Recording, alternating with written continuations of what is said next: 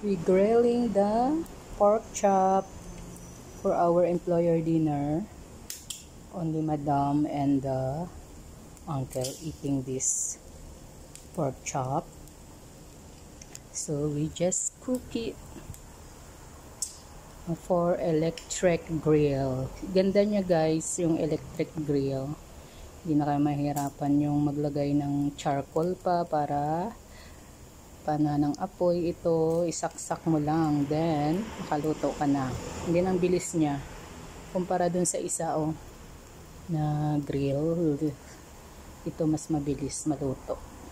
Yan, grilling pork chop for employer dinner. Life OFW, everyday do same thing, cooking. So yummy yummy.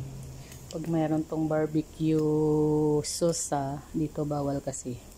Yan, pork chop, bawal sa may high blood. Yan, so yummy yummy, easy cooking. Yan, pork chop. Nag-ano siya lang, yung ano niya taba-taba.